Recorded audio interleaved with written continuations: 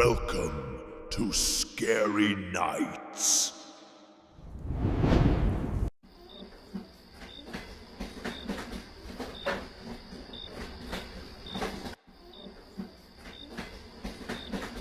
रिया अपनी आंखें बंद किए हुए ट्रेन की खिड़की के पास अपना सिर टिकाए बैठी थी। बाहर से आती हुई हवा के झोंके से उसके बाल लहरा रहे थे। ऑफिस में कुछ अर्जेंट काम की वजह से आज उसे निकलने में देर हो गई थी और बड़ी मुश्किल से उसने दादर से बदलापुर जाने वाली आखिरी लोकल पकड़ी थी। लेडीज कोच लगभग खाली थी। जो महिलाएं उसके साथ थीं वो एक एक करके बीच के स्टेशनों पर उतर चुकी थी। कुछ देर बाद ट्रेन का हॉर्न बजा जिससे रिया की आंख खुली। उसने देखा ट्रेन एक सुनसान जगह पर रुकी हुई है। अरे यार, अब इस ट्रेन को क्या हुआ? इसे भी अभी रुकना था। उसने चारों तरफ देखा। कोच पूरी तरह खाली थी। बाहर रात की सन्नाटे भरी आवाजें माहौल को और भी डरावना बना रही थी। उसने मोबाइल में देखा तो 12:30 बज चुके थे। अब रिया अकेली थी। उसने बैग को कसकर पकड़ा और खिड़की से बाहर देखने लगी। रिया ने अपने पति सुहास को कॉल किया। हेलो सुहास, मुझे आने में थोड़ी देरी होगी। ट्रेन बदलापुर स्टेशन के पास रुक गई है। स्टेशन पहुंचते ही तुम्हें कॉल करूंगी। ठीक है रिया, स्टेशन से पैदल मत आना, कोई ऑटो या टैक्सी कर लेना। ठीक है बाबा, चिंता मत करो, मैं आ जाऊंगी। फोन रखते ही उसे ऐसा महसूस हुआ कि उसके पीछे कोई है, लेकिन उसकी पीछे मुड़कर देखने की हिम्मत नहीं हो रही थी। उसने अपने मोबाइल का फ्रंट कैमरा चालू किया और उसमें से देखने लगी। जब उसने कैमरा अपने पीछे की ओर घुमाया कुछ क्षणों तक कुछ नहीं दिखा, लेकिन फिर अचानक एक परछाई दिखी जो तुरंत गायब हो गई। डर के मारे उसका चेहरा पसीने से भीग गया। उसने पीछे देखा लेकिन वहां कोई नहीं था। रिया ने एक गहरी सांस ली और खुद को संभालने की कोशिश की। वो अपनी सीट से उठी और गेट के पास जाकर खड़ी हो गई, लेकिन अब उसका ध्यान बार बार उसी तरफ जा रहा था जहां उसे वो परछाई नजर आई थी। डर और बेचैनी उसके चेहरे पर साफ झलक रही थी। शायद मेरा वहम था। हाँ, हो सकता है कि मैंने कुछ ज्यादा ही सोच लिया हो। लेकिन उसका मन उसे बार बार उस ओर देखने पर मजबूर कर रहा था। ट्रेन ने 2 बार हॉर्न दिया और धीरे धीरे चल पड़ी। रिया ने राहत की सांस ली। प्लीज अब दोबारा मत रुकना। कुछ ही देर में ट्रेन बदलापुर स्टेशन पहुंच गई। रिया जल्दी जल्दी ट्रेन से उतरी और प्लेटफॉर्म पर चलने लगी, लेकिन तभी उसे अपने पीछे किसी के कदमों की आवाज सुनाई दी। आवाज बिल्कुल उसके पीछे से आ रही थी। डर के मारे उसने अपनी गति तेज कर दी। उसके साथ साथ वो आवाज भी तेज हो गई। अचानक उसने पीछे मुड़कर देखा पर वहां कोई नहीं था। स्टेशन से बाहर जाने के लिए उसे एक लंबी अंधेरी टनल से होकर गुजरना था। रिया टनल के पास खड़ी हो गई। उसकी हिम्मत जवाब दे रही थी। उसने चारों तरफ नजर दौड़ाई, लेकिन स्टेशन पूरी तरह सुनसान थी। अब उसके पास कोई विकल्प नहीं था। रिया ने हिम्मत जुटाई और धीरे धीरे उस अंधेरी टनल में कदम रखा। हर कदम के साथ उसका दिल तेजी से धड़क रहा था। टनल इतनी अंधेरी थी कि उसे कुछ भी साफ दिखाई नहीं दे रहा था। उसने तुरंत अपने मोबाइल की टॉर्च ऑन की और सामने का रास्ता देखने लगी। अंधेरे में उसके कदमों की आवाज गूंज रही थी जो टनल को और डरावना बना रही थी। जैसे जैसे वो अंदर बढ़ रही थी सन्नाटे में उसे किसी के रोने की आवाज सुनाई दी। आवाज स्पष्ट और रहस्यमयी थी, जैसे रोते हुए कोई धीरे से पुकार रहा हो। रिया सहम गई। उसने चारों तरफ देखा। कौन है? कौन है वहां?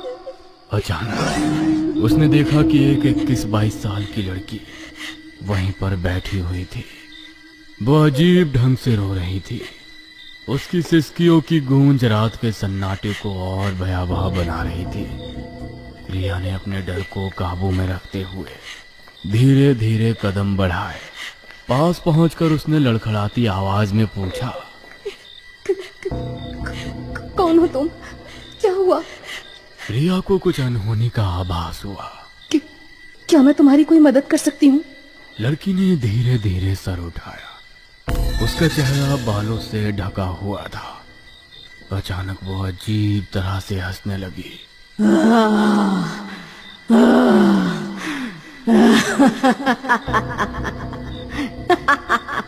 उसकी हंसी में एक अजीब सा दर्द और पागलपन था जो रिया के रोंगटे खड़े कर गया। रिया ने झट से मोबाइल उठाया। टॉर्च की रोशनी लड़की के चेहरे पर पड़ी और उसने जो देखा वो देख उसके हाथ पैर ठंडे पड़ गए और आंखें चौड़ी हो गई। अगले ही पल रोशनी झपकी। जब टॉर्च वापस जली तो वो लड़की गायब थी। कहाँ गई? कहाँ गई? रिया ने घबराते हुए चारों ओर टॉर्च की रोशनी घुमाई, लेकिन लड़की कहीं नजर नहीं आ रही थी। उसके दिल की धड़कन तेज हो गई जो उसे साफ सुनाई दे रही थी। तभी ऊपर से एक अजीब सी आवाज आई, मानो कोई अपनी नाखूनों से सतह खुरच रहा हो। रिया ने घबराते हुए धीरे धीरे ऊपर देखा और फिर रिया की आंखें भय से चौड़ी हो गई। तुम ऊपर कैसे हो सकती हो? वो लड़की टनल की छत पर उल्टी लटकी हुई थी। उसके लंबे उलझे बाल हवा में लहरा रहे थे। उसकी आंखें रिया को बिना पलक झपकाए घूर रही थी। तुम यहाँ से बच नहीं सकती। लड़की की आवाज गूंजी। यह आवाज इंसानी तो बिल्कुल नहीं थी। टनल की दीवारें गूंज उठी। डर और घबराहट से रिया का दिल तेजी से धड़कने लगा। रिया पलटकर वहां से भागने लगी। उसकी सांसें भारी हो गई, लेकिन वो दौड़ती रही। अचानक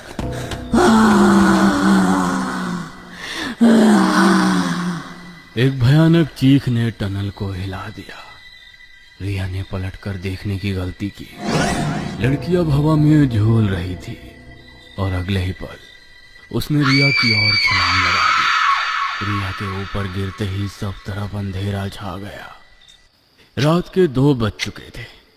सुहास अपने कमरे में बेचैन होकर चहलकदमी कर रहा था। उसने कई बार रिया को कॉल किया, लेकिन हर बार रिंग जाती रही और उधर से कोई जवाब नहीं आया। रिया फोन क्यों नहीं उठा रही है? उसका दिल तेजी से धड़क रहा था। अजीब अजीब ख्याल उसके दिमाग में उमड़ने लगे।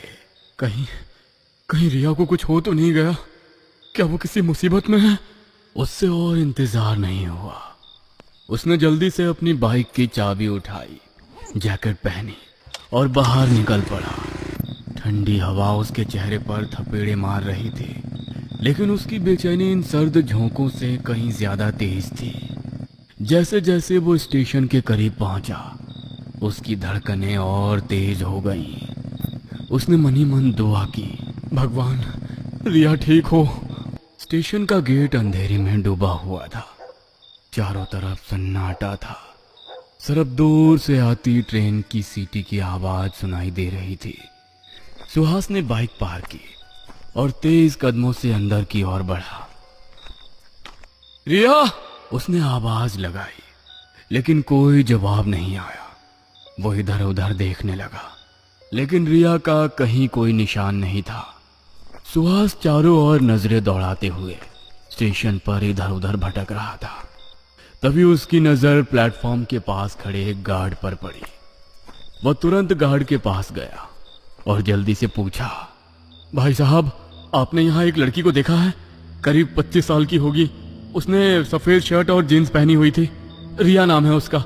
वो बदलापुर आने वाली आखिरी लोकल में आ रही थी। गार्ड ने उसे ऊपर से नीचे तक देखा और माथे पर बल डालते हुए कहा, आखिरी लोकल को आए हुए तो काफी टाइम हो गया, और आप जिस लड़की की बात कर रहे हो ऐसी किसी औरत को मैंने यहाँ से बाहर जाते हुए नहीं देखा। शायद वो स्टेशन के अंदर हो, आप अंदर जाकर देख लो। सुहास को गार्ड की बात कुछ अजीब लगी, लेकिन सुहास ने ज्यादा कुछ सोचा नहीं। वह जल्दबाजी में प्लेटफॉर्म की तरफ बढ़ गया। स्टेशन के अंदर जाते ही उसकी बेचैनी और बढ़ गई। जगह जगह जलती बुझती पीली रोशनी और स्टेशन पर फैली घबराहट भरी शांति ने माहौल को और भी डरावना बना दिया। रिया! सुहास ने जोर से पुकारा, लेकिन कोई जवाब नहीं आया। तभी उसकी नजर टनल की ओर गई। वह जल्दी से टनल की ओर भागा। उसने एक गहरी सांस ली और अपने फोन की टॉर्च ऑन करके टनल के अंदर कदम रखा। जैसे उसने अंदर प्रवेश किया, उसके पैरों के नीचे कंकड़ चरमराए और उसकी आवाज टनल की दीवारों से टकराकर गूंज उठी। रिया! सुहास ने फिर पुकारा। हर कदम के साथ उसकी बेचैनी और बढ़ता जा रहा था। टनल के फर्श पर रिया का स्कार्फ पड़ा हुआ था। ये स्कार्फ यहाँ कैसे गिरा? तभी उसे ठक ठक की आवाज सुनाई दी। उसने टॉर्च उस दिशा में घुमाई तो टनल के गहरे अंधेरे में कुछ हिलता हुआ दिखा। उसने हिम्मत जुटाई और उस ओर बढ़ा। कुछ कदम आगे बढ़ते ही उसकी नजर दीवार के पास खड़ी एक परछाई पर पड़ी। वो रुक गया। उसकी सांसें भारी हो गई और उसने धीमे स्वर में पुकारा, रिया! रिया! क्या तुम हो? दीवार के पास खड़ी आकृति ने धीरे धीरे अपना सिर हिलाया। सुहास के दिल में राहत की हल्की लहर दौड़ी। रिया! वो तेजी से उसकी ओर बढ़ा। जैसे ही वो पास पहुंचा, उसकी आंखें चौड़ी हो गई। रिया दीवार के पास खड़ी थी, लेकिन उसका व्यवहार असामान्य था। वो बार बार अपने सिर को दीवार पर जोर से टकरा रही थी। हर बार टकराने पर एक भयानक आवाज टनल में गूंज उठती। रिया! ये क्या कर रही हो? सुहास ने घबराकर उसके कंधे पकड़ने की कोशिश की, लेकिन रिया ने उसकी ओर देखा भी नहीं। उसके सिर से लगातार खून बह रहा था और वो कुछ बड़बड़ा रही थी, मानो वो किसी से बात कर रही हो। रिया, मेरी बात सुनो, ये तुम क्या कर रही हो? तभी रिया ने धीरे से उसकी ओर। उसकी आंखें पूरी तरह सफेद थी, जैसे उसमें जान ही ना हो। अचानक उसने रोते हुए अपने दोनों हाथ आगे बढ़ाए और कहा, सुहास, तुम आ गए। मैं कब से तुम्हारा इंतजार कर रही थी। क्या मेरे पास नहीं आओगे? मेरे पास नहीं आओगे? रिया की ऐसी हालत देखकर सुहास की आंखों में आंसू आ गए। उसने उसे गले लगा लिया। सुहास, अब तुम्हें सब समझ आएगा। अब सब समझ आएगा। सुहास को झटका लगा जब रिया ने उसे कसकर पकड़ लिया। उसकी पकड़ इतनी मजबूत थी कि सुहास के लिए सांस लेना भी मुश्किल हो गया। रिया, ये तुम क्या कर रही हो? छोड़ो मुझे! सुहास ने संघर्ष करते हुए कहा, लेकिन रिया अब रिया नहीं, कुछ और ही बन चुकी थी। उसकी आंखों में इंसानियत की एक भी झलक नहीं थी। उसके चेहरे पर एक डरावनी मुस्कान फैल गई। अचानक उसने अपने नुकीले विकृत दांत सुहास की गर्दन में गड़ा दिए। सुहास दर्द से चीख पड़ा। उसे लगा जैसे उसकी जान निकल रही हो। उसने अपनी पूरी ताकत लगाकर रिया को धक्का दिया और वो पीछे हट गई। सुहास लड़खड़ाते हुए पीछे हटा और अपनी गर्दन पकड़ी। खून उसकी उंगलियों के बीच से बह रहा था। उसने दर्द और हैरानी से देखा कि रिया ने उसकी गर्दन से मांस का एक बड़ा टुकड़ा अपने दांतों में दबा रखा था। रिया ने एक भयानक आवाज के साथ उस मांस के टुकड़े को चबाना शुरू कर दिया।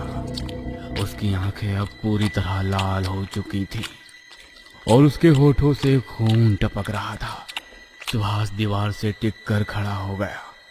उसकी सांसें तेज हो रही थी।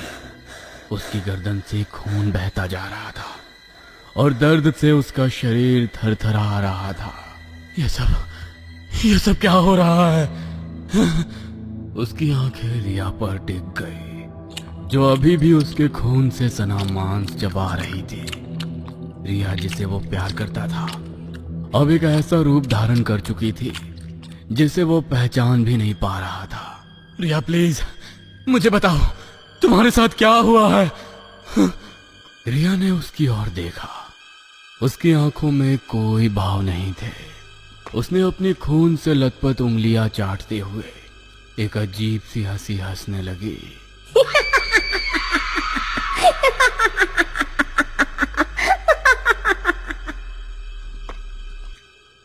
कुछ देर बाद सुहास की ज्यादा खून बहने से मौत हो गई। रिया फिर से दीवार के पास खड़ी हो गई। उसकी आंखें खाली थीं, जैसे वो अब इस दुनिया में नहीं थी। उसने अपना सिर धीरे धीरे दीवार पर मारना शुरू कर दिया। हर बार सिर के टकराने से खून की एक मोटी धार बहने लगी, लेकिन वो रुकी नहीं। सुबह की पहली किरणों के साथ स्टेशन पर आने वाले कुछ लोगों ने उस भयानक दृश्य को देखा। रिया दीवार के पास गिरी पड़ी थी। उसका सिर पूरी तरह से कुचला हुआ था और चारों ओर खून ही खून फैला हुआ था। जब पुलिस घटना स्थल पर पहुंची, ये आत्महत्या लगती है, इंस्पेक्टर ने कहा। जांच के दौरान पुलिस को पास ही सुहास का टूटा हुआ फोन और कुछ खून के निशान मिले। इंस्पेक्टर ने गहरी सांस ली। ये टनल, ये जगह कुछ सही नहीं लगती। इसे अभी के लिए बंद कर दो और जो हुआ है उसकी रिपोर्ट तैयार करो। इसके बाद टनल को हमेशा के लिए सील कर दिया गया। लेकिन स्थानीय लोगों का कहना है कि आज भी रात के अंधेरे में उस टनल से किसी के रोने और दीवार पर सिर पटकने की आवाजें आती हैं। जो भी उन आवाजों के पीछे जाता है